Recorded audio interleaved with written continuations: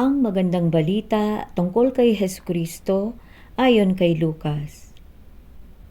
Kapitulo 1. Pasimula. Kagalang-galang na Theophilus. Marami na ang sumulat tungkol sa mga nangyari rito sa atin. Isinulat nila ang tungkol kay Jesus na isinalaysay din sa amin ng mga taong nangaral ng salita ng Diyos at nakasaksi mismo sa mga pangyayari mula pa noong una. Pagkatapos kong suriing mabuti ang lahat ng ito mula sa simula, minabuti kong sumulat din ng isang maayos na salaysay para sa iyo, upang lubusan mong matiyak na totoo ang mga aral na itinuro sa iyo. Nagpakita ang anghel kay Zacarias. Noong si Herodes ang hari sa Judea, may isang pari na ang pangalan ay Zacarias na kabilang sa grupo ng mga pari na tinawag na grupo ni Abia. Ang asawa niya ay si Elizabeth na kabilang din sa angkan ni Aaron. Silang dalawa ay kapwa matuwid sa harap ng Diyos. Maingat nilang sinusunod ang lahat ng mga utos at mga tuntunin ng Panginoon. Wala silang anak dahil baog si Elizabeth at matanda na silang pareho. Isang araw, ang grupo ni Zacarias ay nakatalagang maglingkod sa templo ng Panginoon. At katulad ng nakaugalian nila bilang mga pari, nagpalabunuton sila at si Zacarias ang nabunot. Kaya siya ang pumasok sa loob ng templo para magsunog ng insenso sa altar. Habang nagsusunog siya roon ng insenso, maraming tao ang nananalangin sa labas. Biglang nagpakita kay Zacarias ang isang anghel ng Panginoon. Nakatayo ang anghel sa bandang kanan ng altar na pagsusunugan ng insenso. Nabagabag at natakot si Zacarias nang makita niya ang anghel. Pero sinabi sa kanya ng anghel, "Huwag kang matakot, Zacarias. Dininig ng Diyos ang panalangin mo. Magkakaanak ng isang lalaki ang asawa mong si Elizabeth, at Juan ang ipapangalan mo sa kanya. Matutuwa kayo at magiging maligaya dahil sa kanya, at marami ang magagalak sa pagsilang niya. Dahil magiging dakila siya sa harap ng Panginoon. Hindi siya dapat uminom ng alak o anumang inuming nakakalasing. Sa sinapupunan pa lang ng kanyang ina ay sasa kanya na ang banal na espiritu. Maraming Israelita ang panunumbalikin niya sa Panginoon na kanilang Diyos. Mauuna siya sa Panginoon upang ihanda ang mga tao sa pagdating ng Panginoon. Gagawin niya ito sa tulong ng banal na espiritu at sa pamamagitan ng kapangyarihang katulad ng kay Elias noon. Tuturuan niya ang mga magulang na mahalin ang kanilang mga anak at ibabalik niya sa matuwid na pag-iisip ang mga taong masuwayin sa Diyos." Sinabi ni Zacarias, anghel, "Paano po matitiyak na mangyayari ito? Matanda na ako at ganun din ang asawa ko." Sumagot ang anghel, "Ako si Gabriel na naglilingkod sa harapan ng Diyos. Siya ang nagsugo sa akin para sabihin sa iyo ang magandang balitang ito. Ngunit dahil hindi ka naniniwala sa sinabi ko, magiging pipi ka. Hindi ka makakapagsalita hanggat hindi natutupad ang sinabi ko sa iyo. Sapagkat tiyak na mangyayari ang sinabi ko pagdating ng panahong itinakda ng Diyos." Samantala, hinihintay ng mga tao ang paglabas ni Zacarias. Nagtataka sila kung bakit nagtagal siya sa loob ng templo. Nang lumabas siya, hindi na siya makapagsalita at sumesenyas na lang siya. Kaya inisip nila na may nakita siyang pangitain sa loob ng templo at mula noon naging pipi na siya. Nang matapos na ang panahon ng kanyang paglilingkod, umuwi na si Zacarias. Hindi nagtagal, nagbuntis si Elizabeth at sa loob ng 5 buwan ay hindi siya umalis ng bahay. Sinabi niya, Napakabuti ng Panginoon. Inalis niya ang kahihiyan ko sa mga tao bilang isang baog. Nagpakita kay Maria ang anghel. Nang ika-6 na buwan ng pagbubuntis ni Elizabeth, inutusan ng Diyos ang anghel na si Gabriel sa nayon ng Nazareth sa Galilea. Pinapunta siya sa isang birhen na ang pangalan ay Maria. Nakatakda ng ikasal si Maria kay Jose na mula sa lahi ni Haring David. Sinabi ni Gabriel kay Maria, "Matuwa ka, Maria, ikaw na pinagpala ng Diyos. Sumasa iyo ang Panginoon." Nabagabag si Maria sa sinabi ng anghel. Inisip niyang mabuti kung ano ang ibig sabihin noon. Kaya sinabi sa kanya ng anghel, "Huwag kang matakot, Maria, dahil pinagpala ka ng Diyos. Magbubuntis ka at manganganak ng isang lalaki. Magiging dakila siya at tatawaging anak ng kataas-taasang Diyos. Ibibigay sa kanya ng Panginoong Diyos ang trono ng ninuno niyang si David. Maghahari siya sa mga lahi ni Jacob magpakailanman. Ang paghahari niya ay walang katapusan." Nagtanong si Maria sa anghel, "Paano po ito mangyayari gayong dalaga pa ako?" Sumagot ang anghel, sa iyo ang banal na espiritu at lililiman ka ng kapangyarihan ng kataas-taasang Diyos. Kaya ang banal na sanggol na ipapanganak mo ay tatawaging anak ng Diyos. Maging ang kamag-anak mong si Elizabeth ay buntis din sa kabila ng kanyang katandaan. Alam ng lahat na baog siya, pero 6 na buwan na siyang buntis ngayon, sapagkat walang imposible sa Diyos. Sumagot si Maria, "Alipin po ako ng Panginoon, mangyari nawa sa akin ang mga sinabi niyo." At iniwan siya ng anghel. Ang pagdalaw ni Maria kay Elizabeth. Hindi nagtagal, nag-ayos si Maria at dali-daling pumunta sa isang bayan sa kabundukan ng Judea kung saan nakatira sina Zacarias. Pagdating niya sa bahay ni Zacarias, binati niya si Elizabeth. Nang marinig ni Elizabeth ang pagbati ni Maria, naramdaman niyang gumalaw ng malakas ang sanggol sa kanyang sinapupunan. Napuspos ng banal na espiritu si Elizabeth at malakas niyang sinabi, "Higit kang pinagpala ng Diyos sa lahat ng babae, at pinagpala rin niya ang magiging anak mo. Isang malaking karangalan na dalawin ako ng ina ng aking Panginoon." Nang marinig ko ang pagbati mo sa akin, gumalaw ng malakas sa tuwa ang sanggol sa sinapupunan ko. Mapalad ka dahil naniwala kang matutupad ang sinabi sa iyo ng Panginoon. Ang awit ni Maria. At sinabi ni Maria, "Buong puso kong pinupuri ang Panginoon at nagagalak ang aking espiritu sa Diyos na aking tagapagligtas. Sapagkat inalala niya ako na kanyang abang lingkod. Mula ngayon ay ituturing akong mapalad ng lahat ng henerasyon. Dahil sa dakilang bagay na ginawa sa akin ng makapangyarihang Diyos.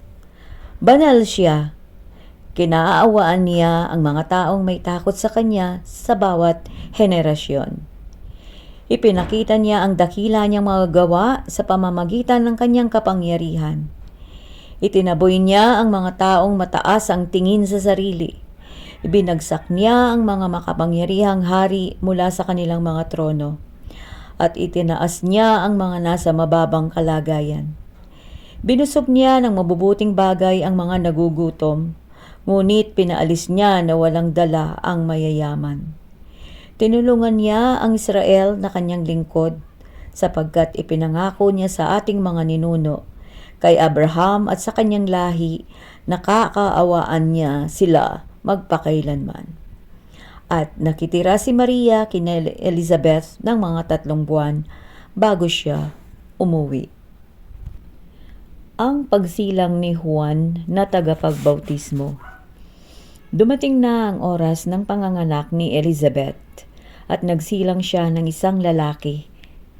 Nabalitaan ng mga kapitbahay at mga kamag-anak niya kung paano siya pinagpala ng Panginoon at nakigalak sila sa kanya.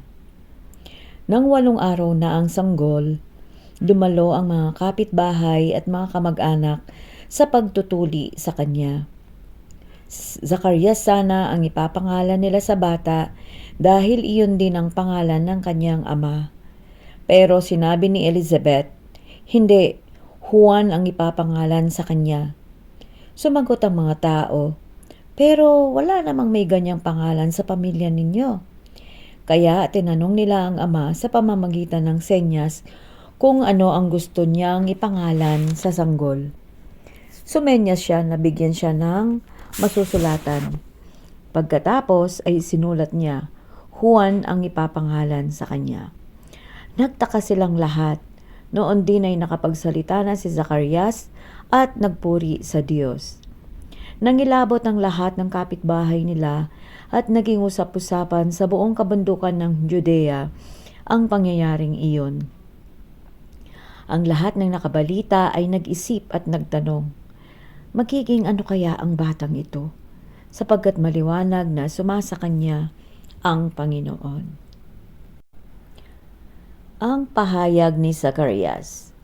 Napuspos ng banal na espiritu ang ama ni Juan na si Zacarias at sa kanyang ipinahayag, purihin ang Panginoong Diyos ng Israel, sapagkat inalala niya at tinubos ang kanyang bayan. Sinugo niya sa atin ang makapangyarihang tagapagligtas mula sa angkan ng lingkod niyang si David. Ito'y ayon sa ipinangako niya noon pang unang panahon sa pamamagitan ng kanyang mga propeta. Ililigtas niya tayo sa ating mga kaaway at sa lahat ng napopoot sa atin. Kaaawaan niya ang ating mga ninuno at tutuparin ang banal niyang kasunduan sa kanila. Na ipinangako niya sa ninuno nating si Abraham, ayon nga sa kasulatan, ililigtas niya tayo sa ating mga kaaway upang makapaglingkod tayo sa Kanya ng walang takot. At maging banal at matuwid sa kanyang paningin habang nabubuhay tayo. Sinabi naman ni Zacarias sa anak niya, ikaw naman, anak, ay tatawaging propeta ng kataas-taasang Diyos dahil mauuna ka sa Panginoon upang ihanda ang mga tao sa kaniyang pagdating. Ituturo mo sa mamamayan niya kung paano sila maliligtas sa pamamagitan ng kapatawaran ng kanilang mga kasalanan. Dahil napakamaawain ng ating Diyos, tulad ng pagsikat ng araw, ipapadala niya sa atin ang tagapagligtas upang maliwanagan ang mga taong nasa kadiliman at nabibingit sa kamatayan. At tuturuan niya tayo kung paano mamuhay ng may mabuting relasyon sa Diyos at sa kapwa. Lumaki ang batang si Juan at lumakas sa espiritu. Nanirahan siya sa ilang hanggang sa araw na nagsimula siyang mangaral sa mga Israelita. Kapitulo 2. Ang kapanganakan ni Jesus. Nang mga panahong iyon, iniutos ng emperador ng Augustus ng Roma ang pagkuha ng census sa lahat ng mga mamamayan ng mga bansang nasasakupan niya. Ito ang kauna-unahang census na naganap ng si Quirinius ang gobernador sa lalawigan ng Syria. Kaya umuwi ang lahat ng tao sa sarili nilang bayan upang magpalista. Kaya mula sa Nazareth, sa sakop ng Galilea, pumunta si Jose sa Bethlehem na sakop ng Judea, sa bansang sinilangan ni Haring David dahil nagmula siya sa angkan ni David. Kasama niya sa pagpapalista ang magiging asawa niyang si Maria na noon ay malapit ng manganak. At habang naroon sila sa Bethlehem, dumating ang oras ng panganganak ni Maria. Isinilang niya ang panganay niya na isang lalaki. Binalot niya ng lampi ng sanggol at inihiga sa sabsaban dahil walang lugar para sa kanila sa mga bahay panuluyan. Nagpakita ang mga anghel sa mga pastol. Malapit sa Bethlehem, may mga pastol na nasa parang at nagpupuyat sa pagbabantay ng kanilang mga tupa. Biglang nagpakita sa kanila ang isang anghel ng Panginoon at nagdingning sa paligid nila ang nakakasilaw na liwanag ng Panginoon. Ganoon na lang ang pagkatakot nila. Pero sinabi sa kanila ng anghel, "Huwag kayong matakot dahil naparito ako upang sabihin sa inyo ang magandang balita na magbibigay ng malaking kagalakan sa lahat ng tao. Sapagkat isinilang ngayong araw sa Bethlehem, sa bayan ni Haring David ang inyong tagapagligtas, ang Kristo na siyang Panginoon. Ito ang palatandaan upang makilala ninyo siya. Makikita ninyo ang sanggol na nababalot ng lampin at nakahiga sa isang sabsaban." Pagkatapos magsalita ng anghel, biglang nagpakita ang napakaraming anghel at sama-sama silang nagpuri sa Diyos. Sinabi nila, "Purihin ang Diyos sa langit, may kapayapaan na sa lupa sa mga taong kinalulugdan niya." Nang makaalis na ang mga anghel, pabalik sa langit, nag-usap-usap ang mga pastol. "Tayo na sa Bethlehem at tingnan natin ang mga pangyayaring sinabi sa atin ng Panginoon."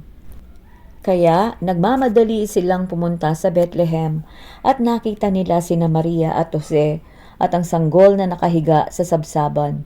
At isinalaysay nila ang mga sinabi sa kanila ng anghel tungkol sa sanggol.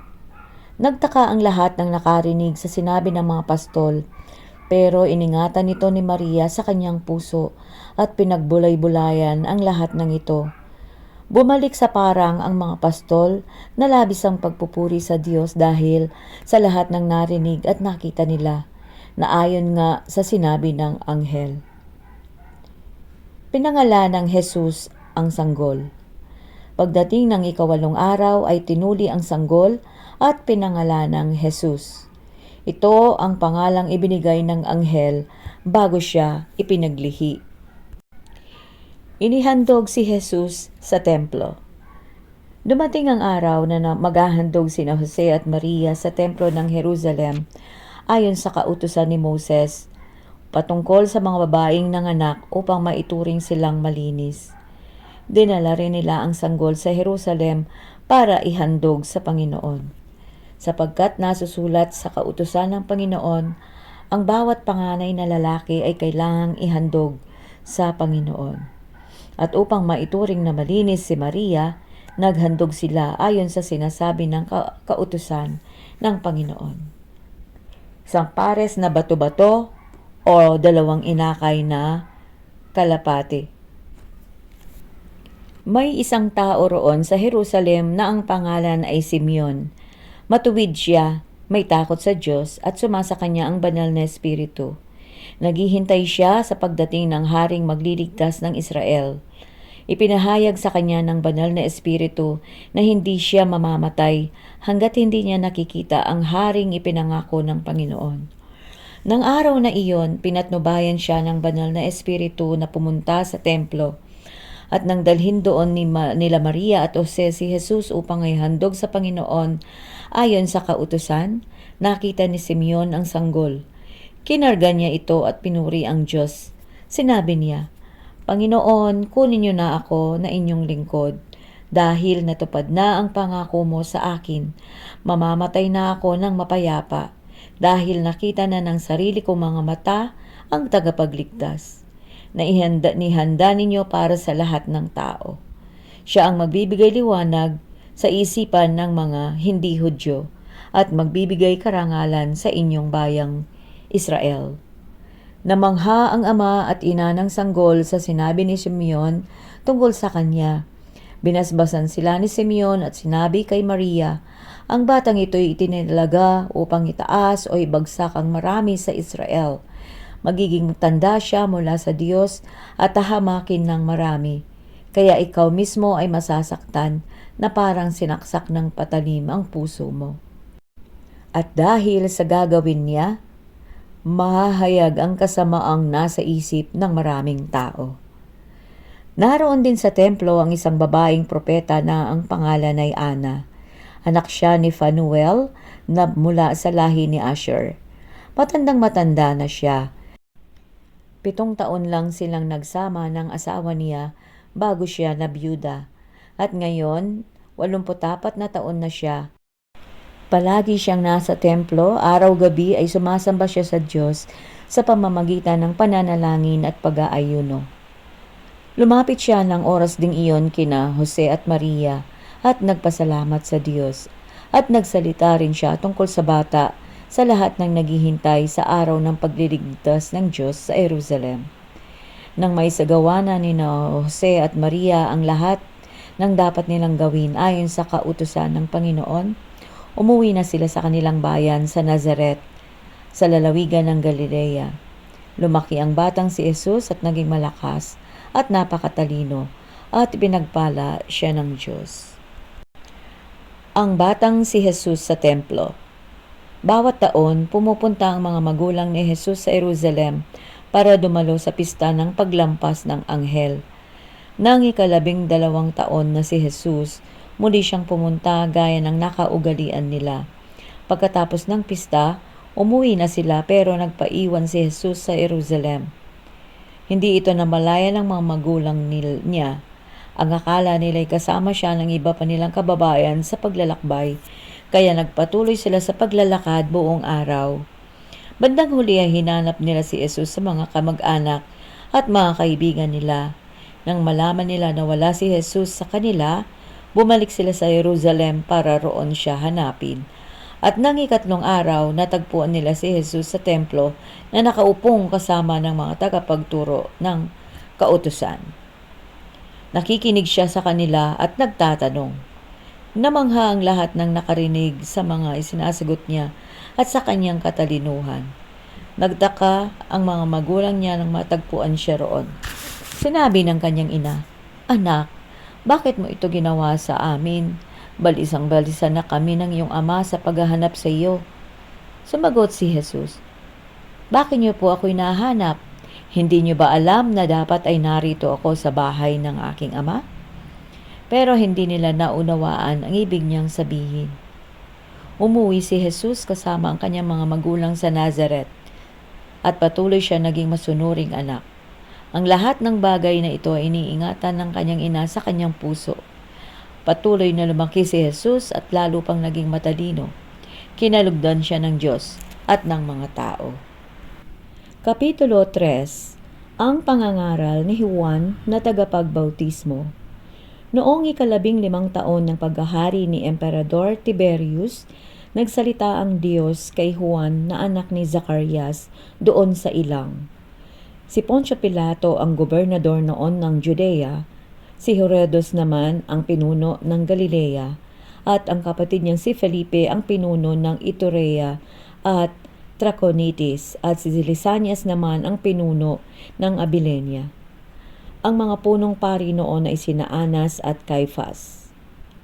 Nilibot ni Juan ang mga lugar sa magkabilang panig ng ilog ng Jordan. Nangaral siya sa mga tao na kailangan nilang pagsisihan ang kanilang mga kasalanan at magpabautismo, at patatawarin sila ng Diyos. Sa ginawa niyang ito, natupad ang sinulat ni Propeta Isaias. Maririnig ang sigaw ng isang tao sa ilang na nagsasabi, "Ihanda ninyo ang daan para sa Panginoon, tuwirin ninyo ang mga landas na kanyang daraanan. Tambakan ninyo ang mga mababang lugar at patagin ang mga bundok at burol. Tuwirin ninyo ang liku-likong daan at ayusin ang mga baku-bakong daan, at makikita ng lahat ng tao ang pagliligtas ng Diyos." Maraming tao ang pumunta kay Juan para magpabautismo. Sinabi niya sa kanila, "Kayong lahi ng mga ahas, sino ang nagsabi sa inyo na makakaiwas kayo sa darating na parusa ng Diyos? Kung tunay na nagsisisi kayo sa mga kasalanan nyo, patunayan ninyo ito sa inyong mga gawa. Huwag ninyong isipin na hindi kayo mapaparusahan dahil mula kayo sa lahi ni Abraham. Sapagkat tandaan ninyo, kahit ang mga batong ito'y magagawa ng Diyos na maging mga anak ni Abraham. Ngayon pa lang ay nakaamba na ang palakol na pamutol sa mga puno. Ang mga punong hindi namumunga ng mabuting bunga ay puputulin at itatapon sa apoy." Tinanong ng mga tao si Juan, "Ano ang dapat naming gawin?" Sumagot siya, "Kung mayroon kayong 2 damit, ibigay ninyo ang isa sa taong walang damit. At kung may pagkain kayo, bigyan ninyo ang walang makain. May mga maniningil ng buwis na dumating din upang magpabautismo. Sinabi nila, "Guro, ano po ang dapat naming gawin?" Sumagot si Juan, "Huwag kayong sumingil ng higit sa dapat singilin." May mga sundalo ring nagtanong sa kanya, "Kami naman, ano po ang dapat naming gawin?" At sinagot niya sila, "Huwag kayong mangingipikil sa mga tao at huwag kayong magpaparatang ng hindi totoo. Makontento kayo sa mga sahod ninyo." Nang marinig ito ng mga tao ang pangangaral ni Juan, inisip nila na baka si Juan na ang Kristo na hinihintay nila. Pero sinabi ni Juan sa kanila, "Binabautismuhan ko kayo sa tubig, ngunit may isang darating na mas makapangyarihan kaysa sa akin. Hindi man lang ako karapat-dapat na maging alipin niya.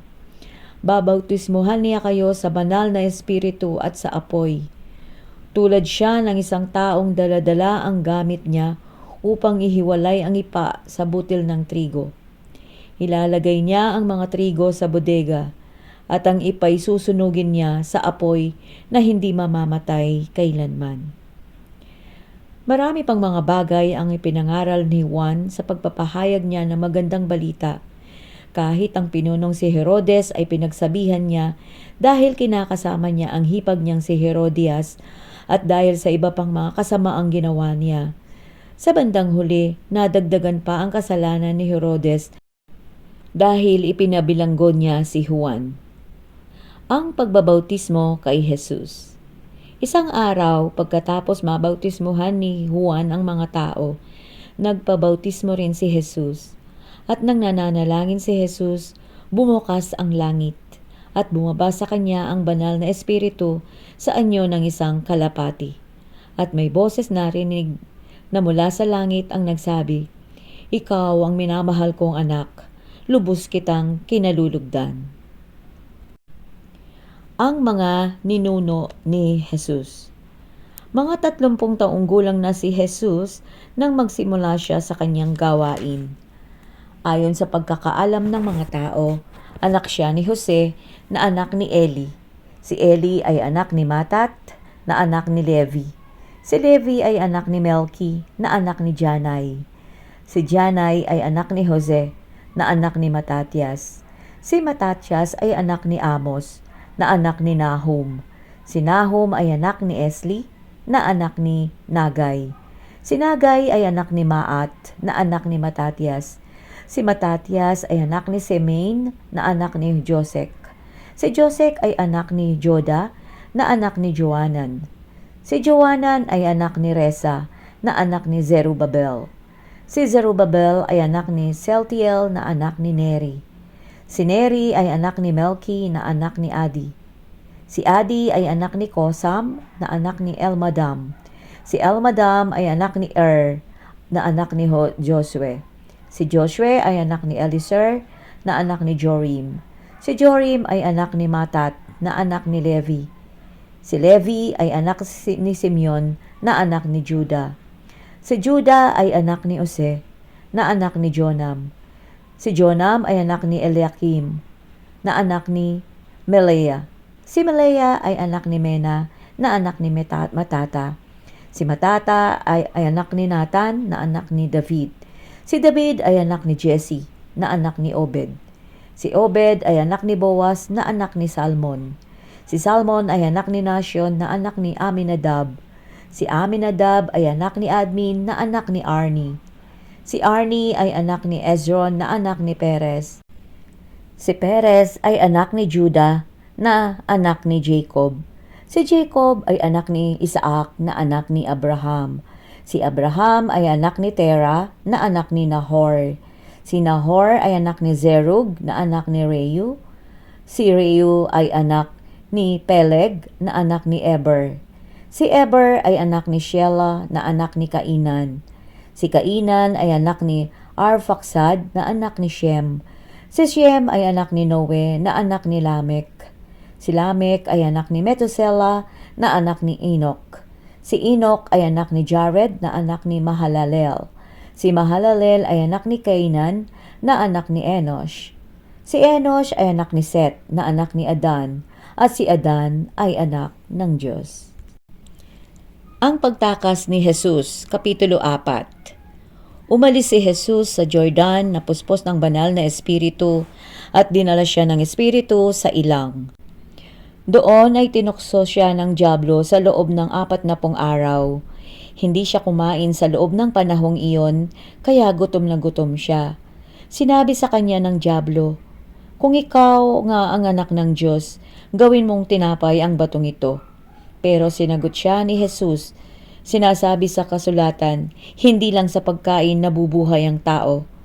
Dinala siya ng dyablo sa isang napakataas na lugar at ipinakita sa kanya sa isang iglap ang lahat ng kaharian ng mundo.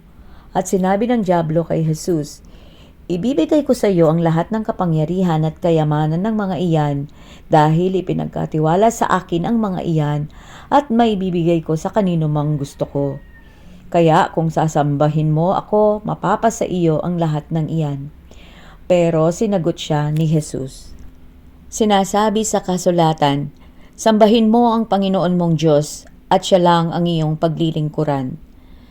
Pagkatapos, dinala siya ng dyablo sa Jerusalem, sa pinakamataas na bahagi ng templo at sinabi sa kanya, "Kung ikaw nga ang anak ng Diyos, tumalon ka, sapagkat sinasabi sa kasulatan, uutusan ng Diyos ang kanyang mga anghel na ingatan ka. Aalalayan ka nila upang hindi tumama ang mga paa mo sa bato." Pero sinagot siya ni Jesus, "Sinasabi sa kasulatan, huwag mong subukin ang Panginoon mong Diyos." Matapos siyang tuksuhin ng dyablo sa lahat ng paraan, iniwan siya nito at naghintay ng ibang pagkakataon. Sinimulan ni Jesus ang kanyang gawain. Bumalik si Jesus sa Galilea na taglay ang kapangyarihan ng banal na espiritu. Kumalat sa lahat ng lugar doon ang balita tungkol sa kanya. Nagturo siya sa mga bahay-sambahan ng mga Hudyo at pinuri siya ng lahat. Hindi tinanggap si Jesus sa Nazareth. Umuwi si Jesus sa Nazareth sa bayang kinalakihan niya at katulad ng nakaugalian niya, pumunta siya sa bahay-sambahan ng mga Hudyo sa araw ng pamamahinga. Tumayo siya upang bumasa ng kasulatan. Ibinigay sa kanya ang aklat ni Propeta Isayas. Binuksan niya iyon at binasa ang talatang nagsasabi nito, "Sumasa akin ang Espiritu ng Panginoon dahil pinili niya ako upang ipangaral sa mga dukha ang magandang balita. Sinugo niya ako upang ipahayag sa mga bihag na malaya na sila at sa mga bulag na makakakita na sila. Sinugo rin niya ako upang palayain ang mga inaapi at ipahayag na dumating na ang panahon ng pagliligtas ng Panginoon." Pagkatapos, ibinilot ni Jesus ang kasulatan at sinauli sa tagapag-ingat nito. Umupo siya para magsimulang mangaral. Nakatingin sa kanya ang lahat ng naroon. Sinabi ni Jesus sa kanila, "Ang bahaging ito ng kasulatan ay natupad na sa araw na ito habang nakikinig kayo." Pinuri siya ng lahat at humanga sa napakaganda niyang pananalita. Sinabi nila, "Hindi ba't anak lang siya ni Jose?" Sinabi ni Jesus sa kanila, "Tiyak na babanggitin ninyo sa akin ang kawikaang ito. Manggagamot, gamutin mo muna ang iyong sarili na ang ibig sabihin, gawin mo rin dito sa sarili mong bayan ang mga nababalitaan naming ginawa mo sa Capernaum." Sinabi pa ni Jesus sa kanila, "Sinasabi ko sa inyo ang totoo, walang propetang tinatanggap sa sarili niyang bayan. Alalahanin niyo ang nangyari noong panahon ni Propeta Elias. Hindi pinaulan ng Diyos sa loob ng 3.5 taon at nagkaroon ng matinding tagutom sa buong lupain. Maraming byuda sa Israel noon pero hindi pinapunta ng Diyos si Elias sa kanino man sa kanila kundi sa isang byuda na hindi Hudyo sa Zarephath na sakop ng Sidon. Ganyan din ang nangyari noong panahon ni Propeta Eliseo. Maraming tao sa Israel ang may malubhang sakit sa balat, ngunit walang pinagaling ni isa man sa kanila, si Eliseo. Sa halip, si Naaman pa na taga-Syria ang pinagaling niya. Nagalit ang mga taong naroon sa bahay-sambahan nang marinig nila ito. Nagtayuan sila at ipinagtabuyan si Jesus palabas ng bayan at dinala malapit sa gilid ng burol. na kinatatayuan ng kanilang bayan para ihulog siya sa bangin. Pero dumaan siya sa kalagitnaan nila at iniwan sila. Ang taong sinaniban ng masamang espiritu. Mula roon, pumunta si Jesus sa bayan ng Capernaum na sakop ng Galilea. Nangaral siya sa bahay-sambahan ng mga Hudyo sa araw ng pamamahinga. Namangha ang mga tao sa mga inaral niya dahil nangaral siyang may otoridad. Doon sa bahay-sambahan ay may isang lalaking sinaniban ng masamang espiritu. Sumigaw siya ng malakas, "Ano ang pakialam mo sa amin, Jesus na taga Nazaret? Naparito ka ba para puksain kami? Kilala kita, ikaw ang banal na sugo ng Diyos." Pero sinaway ni Jesus ang masamang espiritu. "Tumahimik ka at lumabas sa kanya." At sa harapan ng lahat, itinumba ng masamang espiritu ang lalaki at saka iniwan ng hindi man lang sinaktan. Namangha ang mga tao at sinabi nila sa isa't isa, "Anong uri ang ipinangangaral niyang ito? May kapangyarihan at kakayahan siyang magpalayas ng masasamang espiritu." At sumunod sila. Kaya kumalat ang balita tungkol kay Jesus sa buong lupaing iyon. Maraming pinagaling si Jesus. Umalis si Jesus sa bahay-sambahan ng mga Hudyo at pumunta sa bahay ni Simon. Mataas noon ang lagnat ng biyenang babae ni Simon. Kaya nakiusap sila kay Jesus na pagalingin ito. Nilapitan ni Jesus ang may sakit at inutusang maalis ang lagnat at nawala ito. Noon din ay bumangon ang babae at pinagsilbihan si Jesus. Nang palubog na ang araw, dinala ng mga tao kay Jesus ang lahat ng may sakit. Sari-saring mga sakit nila, ipinatong ni Jesus ang mga kamay niya sa bawat isa sa kanila at pinagaling sila. Pinalabas din niya ang masasamang espiritu mula sa maraming tao. Habang lumalabas ang masasamang espiritu, sumisigaw sila kay Jesus, "Ikaw ang anak ng Diyos!" Pero sinaway sila ni Jesus at pinatahimik dahil alam nilang siya ang Kristo. Kinaumagahan, maaga pa siyang umalis sa bayan at pumunta sa ibang lugar sa ilang. Hinanap siya ng mga tao at nang makita siya ay pinakiusapang huwag munang umalis sa bayan nila. Pero sinabi sa kanila ni Jesus, "Kailangang ipangaral ko rin ang magandang balita tungkol sa paghahari ng Diyos sa iba pang mga bayan. Dahil ito ang dahilan kung bakit ako sinugo." Kaya nagpatuloy siyang mangaral sa mga bahay-sambahan ng mga Hudyo sa Judea. 5 Kapitulo. Ang pagtawag ni Jesus sa kanyang mga unang tagasunod. Isang araw, abang nagtuturo si Jesus sa baybayin ng lawa ng Genesaret, nagsiksikan ang napakaraming tao upang makinig sa salita ng Diyos. May nakita siyang 2 bangka sa baybayin. Nagbabaan na sa bangka ang mga mangingisda at naguhugas ng mga lambat nila. Sumakay siya sa isang bangka at nakiusap kay Simon na may-ari ng bangka na itulak iyon ng konti sa tubig. Naupo si Jesus sa bangka at nagturo sa mga tao. Pagkatapos niyang mangaral, sinabi niya kay Simon, "Pumalaot kayo at ihulog ang lambat ninyo at makakahuli kayo ng isda." Sumagot si Simon, "Guro, magdamag po kaming ng isda pero wala kaming nahuli. Pero dahil sinabi ninyo, ihuhulog ko ulit ang lambat." Kaya pumalaot sila at inihulog ang lambat at napakarami ng isdang nahuli nila hanggang sa halos masira na ang kanilang lambat. Kaya humingi sila ng tulong sa mga kasama nilang mga nasa isa pang bangka. Tinulungan sila ng mga ito at napuno nila ng isda ang 2 bangka hanggang sa halos lumubog na sila. Nang makita iyon ni Simon Pedro, lumuhod siya sa paanan ni Jesus at sinabi, "Lumayo po kayo sa akin, Panginoon, dahil makasalanan ako." Ganito ang naging reaksyon niya dahil labis siyang namangha, pati na ang mga kasamahan niya sa dami ng nahuli nila. Namangha rin sina Santiago at Juan na mga anak ni Zebedee na mga kasosyo ni Simon. Sinabi ni Jesus kay Simon, "Huwag kang matakot. Mula ngayon, hindi na isda ang uhulihin mo, kundi mga tao na upang madala sila sa Diyos." Nang maitabi na nila ang kanilang mga bangka, iniwan nila ang lahat at sumunod kay Jesus. Pinagaling ni Jesus ang isang lalaking may malubhang sakit sa balat. Isang araw, nang nasa isang bayan si Jesus, lumapit sa kanya ang isang lalaking may malubhang sakit sa balat. Lumuhod ito at sa harap niya ay nagmakaawa na pagalingin siya. Sinabi niya, "Panginoon, kung gusto niyo po, mapapagaling niyo ako upang maituring akong malinis." Hinawakan siya ni Jesus at sinabi, "Gusto ko, luminis ka." At gumaling agad ang kanyang sakit.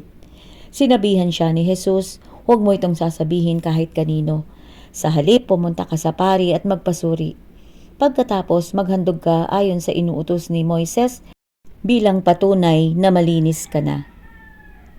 Pero lalo pang kumalat ang balita tungkol kay Jesus.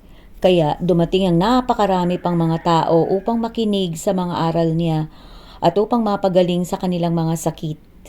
Pero laging pumupunta si Jesus sa ilang at doon nananalangin. Pinagaling ni Jesus ang isang paralitiko.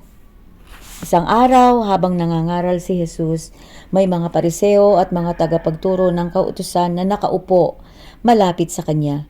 Nanggaling ang mga ito sa iba't ibang bayan ng Galilea at Judea at maging sa Jerusalem. Taglay ni Jesus ang kapangyarihan ng Panginoon para magpagaling ng mga may sakit.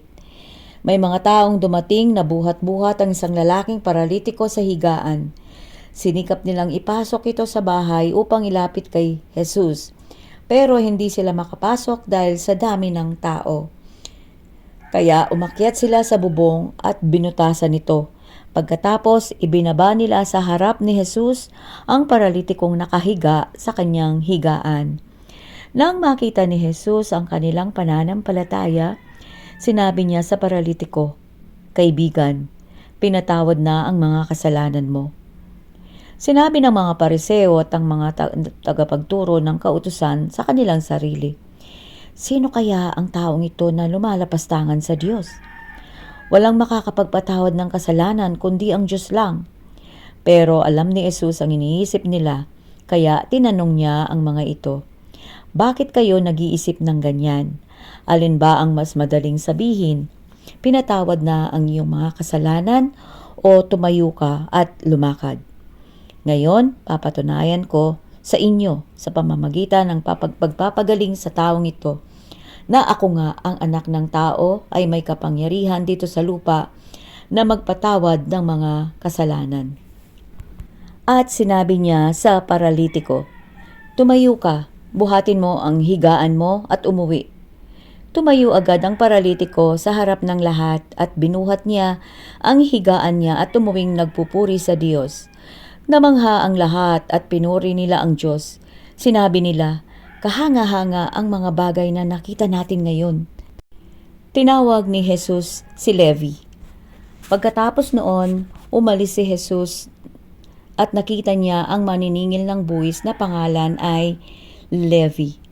Nakaupo siya sa lugar na pinagbabayaran ng buwis. Sinabi ni Jesus sa kanya, "Sumunod ka sa akin."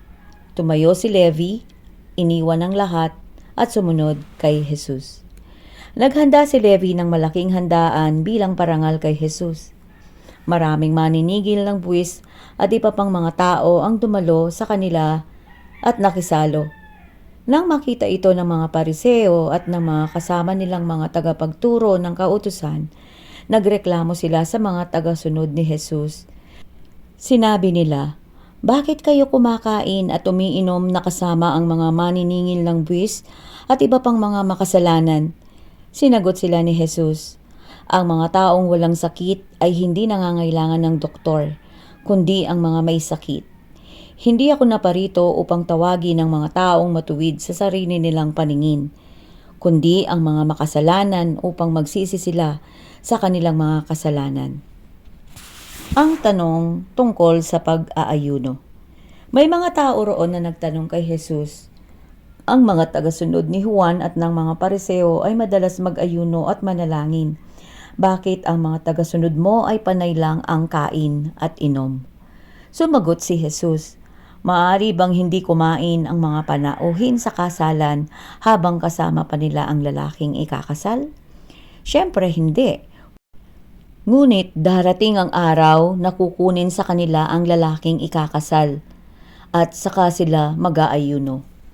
Sinabi rin ni Jesus sa kanila ang mga talinghaga na ito, hindi ginugupit ang bagong damit para ipangtagpi sa luma.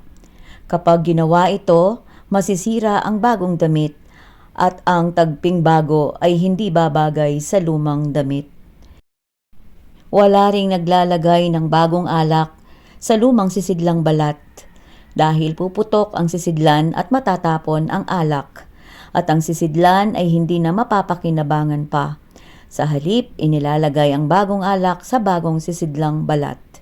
Wala ring taong nakainom na ng lumang alak na maghahangad ng bagong alak dahil para sa kanya, mas masarap ang luma.